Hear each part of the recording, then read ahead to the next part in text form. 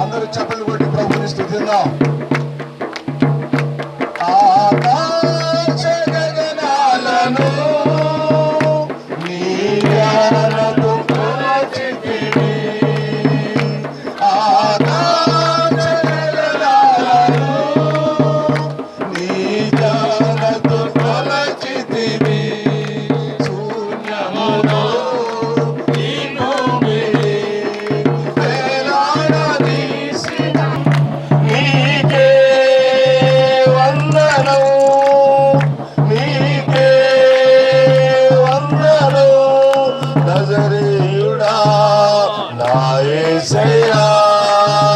ఎన్ని యుగాలకైనా ఆరాధ్య దైవము నీవేనని కలమెత్తి నీ కీర్తినే చాటెదా.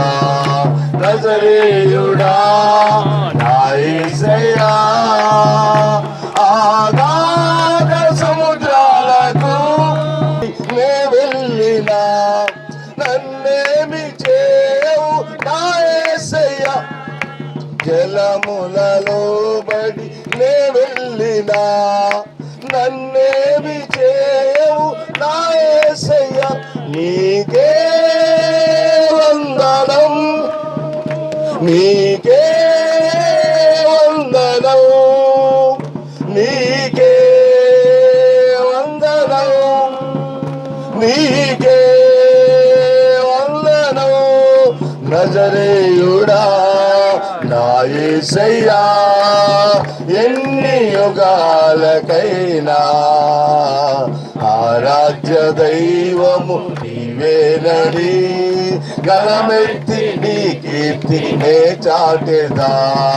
నజరేయుడా నా యేసయ్యా నీకే నీకే వందనం, నీకే వందనం, నీకే వందనం. నజరేయుడా నా యేసయ్యా ఎన్ని యుగాలకైనా ఆరాధ్య దైవము నీవేనని గలమెత్తి నీ కీర్తినే చాటెదా. నజరేయుడా నా యేసయ్యా నీకే వందనం, నీకే వందనం, నీకే వందనం, నీకే వందనం. చప్పలు కొట్టి ప్రభు స్తుతిందా. యేసయ్యా వందనాలయ్యా, దయామయుడ, కరుణామయుడ, ప్రేమామయుడ వందనాలయ్యా. నీ కృపలో నీ దయలు మమ్మల్ని రీతిగా నాయన సమకూర్చి తండ్రి అయా ఈ రీతిగా నేను స్తుతించడానికి, నేను ఆరాధించడానికి అయా నీ సన్నిధిలో ప్రభు గడపడానికి ప్రభు ఈ స్థలములో ప్రభు ఎన్నో ఆలోచనలు కలిగినటువంటి ఈ స్థలములో ప్రభు అనే దాసురాలు ప్రభు నాయన కుమార్తె ప్రభా దర్శనాన్ని బట్టి ప్రభుని స్తుతిస్తున్నాం ప్రభు. అయ్యా ప్రభు పితరులు ప్రభు నీ సన్నిధిలో ఉన్నప్పటికీ నీ తండ్రి బిడలో ఆ ప్రభారి యొక్క ఆశలను నెరవేర్చడానికి ముందుకు వస్తున్న ప్రియ కుటుంబాన్ని బట్టి స్తుతిస్తా ఉన్నాం తండ్రి. హల్లెలూయా. ఆయన ఆలోచనలన్నీ కూడా సఫలపరచమని ప్రార్థన చేస్తున్నాం ప్రభువా. ఈ చిన్ని ఆరాధన నీ పాసన్నిధికి చేర్చుకుని మహిమ ఘనత ప్రభావములు మీరే పొందుకోమని యేసు నామములో ఈ ఆరాధన సమర్పిస్తూ ఉన్నాం తండ్రి. మా సొంత పెద్దనాన్న గారు ఆ బామ్మర్ది బిహెచ్పిఎల్లో హైదరాబాద్లో ఇంజనీర్. ఆయన నెమ్మదిగా నాకు వైజాగ్ చుట్టాలింటికి వచ్చి నేను ఆయనకి దొరికాను. హోటల్లో దొరికితే నన్ను పట్టుకుని తీసుకెళ్ళిపోయి బిహెచ్ఎల్లో నన్ను జాయిన్ చేసి స్కాలర్గా జాయిన్ చేశారు. అక్కడ పర్మనెంట్ వచ్చి టయాన్ని రైల్వేలో పర్మనెంట్ టయాన్ని దాటిపోయాను, బిహెచ్పిఎల్లో పర్మనెంట్ టయాన్ని దాటిపోయాను, బిహెచ్ఎల్లో కూడా పర్మనెంట్ టయాన్ని ఇందిరాగాంధీ గారి యొక్క ప్రధానమంత్రి చేసే టైం 77, 78 టైంలో అక్కడి నుంచి ఒక్క పనిమాలుడు జట్టెట్టి ప్రావోతిగా తయారీ ఆ ఉద్యోగాలు కూడా పోగొట్టుకుని ఇంటికి వచ్చి ఆ రిక్షా దొక్కుతూ ఉండగా అప్పుడు మ్యారేజ్ అయిన తర్వాత అప్పుడు నా భార్య అయితే ప్రభుని నమ్ముకుంది, నేనైతే నమ్ముకోలేదు. అది ప్రార్థనకి వెళ్ళిన తర్వాత అక్కడి నుంచి నన్ను ఎప్పుడైతే తగ్గిందో నేను మారు మనసు పొంది పరిచయం చేయడం ప్రారంభించిన తర్వాత చూద్దాం. ఎఫెసీయులకు రాసిన పత్రిక ఒకటి అధ్యాయం 17 వచ్చిన సార్ చూద్దాం. 1:17 ఎఫెసీయులకు రాసిన పత్రిక 1:17 వచ్చింది.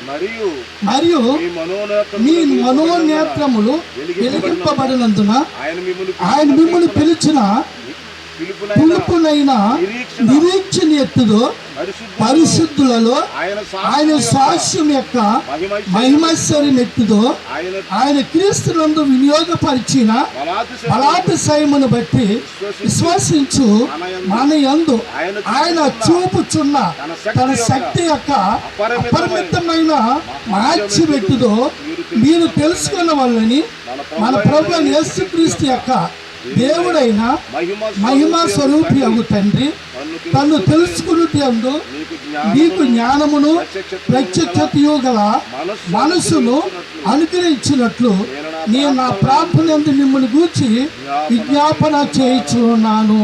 ఆమె ఘన కార్యములు చేయు కాలము వచ్చును తెలుసునా క్రీస్తు ప్రభుని క్రియల మూలంభోగా కీర్తి పొందునని తెలుసునా కీడు నోడింతువు తెలుసునా కిటుకు విడగొట్టుదువు తెలుసునా.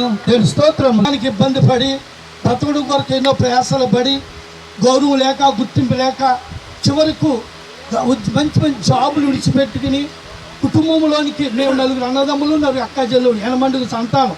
మా నాన్నగారు కూడా 4 అన్నదమ్ములు 3 అక్క చెల్లెలు. వారి పెద్ద సంతానమే, పెద్ద కుటుంబం అయింది కూడా. నాకు ఎవరికి కూడా 10 రూపాయలు అప్పట్లో 2 రూపాయలు రూపాయలు 10 రూపాయలు సరుకులు. ఆ సరుకులు తేవడానికి కూడా ఎవరు నాకు రూపాయి ఇచ్చేవారు కాదు. ఎందుకంటే అది తాగేస్తారనో లేకపోతే ఖర్చు పెట్టేస్తారనో సరుకు తేననేటువంటి విలువ ఉండేది కాదు. చాలా భయంకరంగా జీవించేవాడు. ఎవరికి గుర్తింపు లేని జీవితం. అలాంటి నాకు పిల్లనివ్వడానికి పెళ్లి చేయడానికి కూడా పిల్లనివ్వడానికి కూడా ఎవరు కూడా ముందుకు వచ్చేవారు కాదు. నా తల్లి అయితే నేను అందరిలోకి చిన్నోడిని, మా అమ్మ నాకులాగా ఉంటుంది అని చూస్తే మా అమ్మని చూడక్కర్లేదు మా మేనమామలు అంటూ ఉండేవారు, మా అక్కలా ఉంటావు అంటూ ఉండేవారు.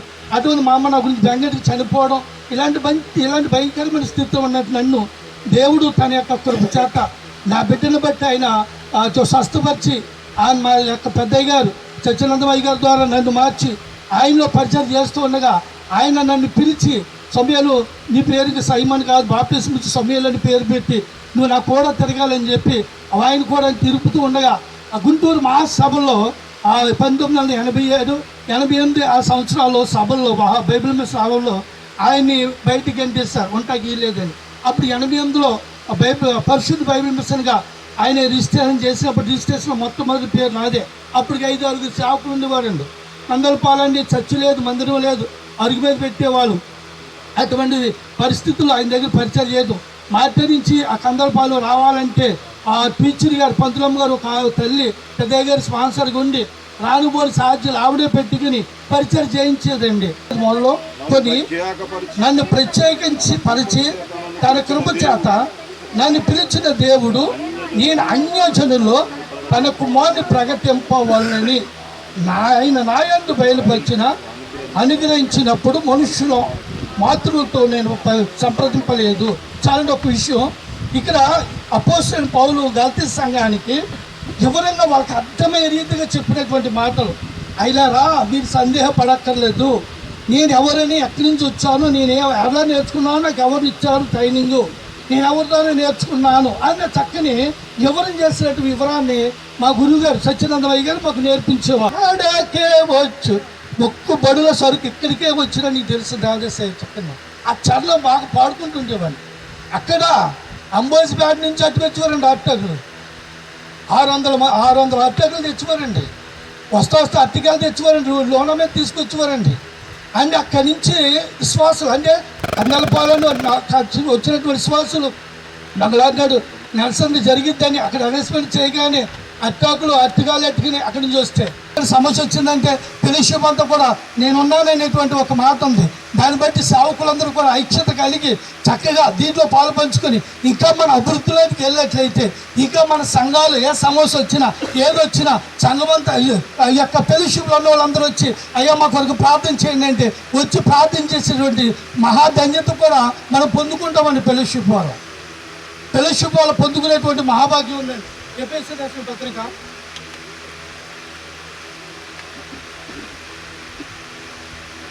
2వ అధ్యాయము 13, 20.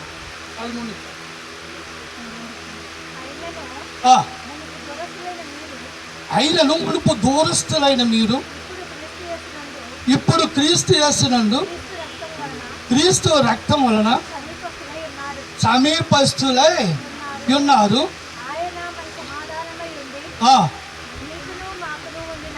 మీకును మాకు ఉండిన అనగా చాలండి. ఇక్కడ ఒక మాట మనకు అనిపిస్తుంది. మునుపు దూరస్తులైనటువంటి మనము ఎప్పుడు దూరస్తులుగా ఉన్నామో ఫెలోషిప్లో ఎరగం, ఫెలోషిప్ తెలియదు. తర్వాత రెండోది ఏంటంటే దేవుని యొక్క సేవ తెలియదు, దేవుడు పిలుచుకోలేదు, దేవుళ్ళలోకి రాలేదు. ఇప్పుడు అటువంటి దేవుళ్ళలోకి వచ్చాం. దేవుడు మనలను ఉపయోగంగా చేశాడు.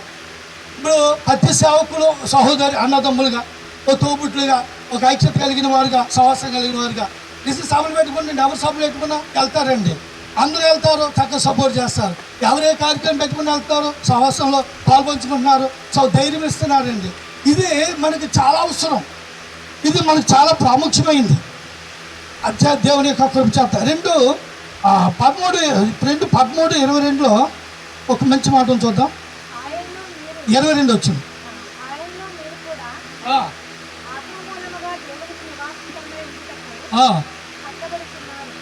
ఇది కూడా చదువుతా. ప్రతి కట్టడమును ఆయనలో చక్కగా అమర్చబడి ప్రభునందు పరిశుద్ధమైన దేవాలయముకు అది ఏమవుతుంది? దేవాలయం అంటే దేవుని యొక్క మందిరం అనుకుంటున్నామా? మనలో కూడా దేవుని యొక్క నివాసము మనలో ఉండినట్లుగా మన నివాసం మనం నిలబెట్టుకున్నట్లయితే ఇతరులకు మనము చేయగలము, ఇతరులకు మనం చెప్పగలమండి. ఇతరులతో మనము నడిపించగలుగుతాము. మనం చూసేసరికి గుర్తింపు కలిగినటువంటి వారిగా మనం ఉండగలుగుతాము. ఒక ప్రత్యేకత మనలో ఉంటుంది. అంత ప్రత్యేకత కలిగిన వారిగా మనం ఉండాలంటే తప్పనిసరిగా మనము దేవుడు మనకు అనుగ్రహించినటువంటి ఆ యొక్క చక్కని ఆశీర్వాదమును మన ఇతరులకు మనం చూపించే వారిగా ఉండాలి. తర్వాత అంటాడు గలాతీయులకు రాసిన పత్రిక 3వ అధ్యాయము 5వ వచనం. అనుగ్రహించి మీలో అద్భుతములు చేయువాడు ధర్మశాస్త్ర సంబంధ క్రియల వలన ఆత్మను మీకు అనుగ్రహించి మీలో అద్భుతములు చేయించువాడు ధర్మశాస్త్ర సంబంధ క్రియల వలన లేక విశ్వాసముతో ఇనుట వలన చేయించుచున్నాడు. అబ్రహాము దేవుని నమ్మెను, అది అతని నీతిగా ఎంచబడెను. చూడరా ఒక విషయం ఇక్కడ అంటాడు, ఆత్మకి అనుగ్రహించి మీరు అద్భుతాలు ఆయన చేస్తున్నాడు. ప్రతి సేవకుడికి దేవుడు అద్భుత వరములు ఇస్తున్నాడండి. దేవుడు ఎంత బలంగా వాడుకున్నాడంటే అంత బలంగా వాడుకున్నాడు. నా భార్య చనిపోయిన తర్వాత నా కుమారుడు సమస్యలు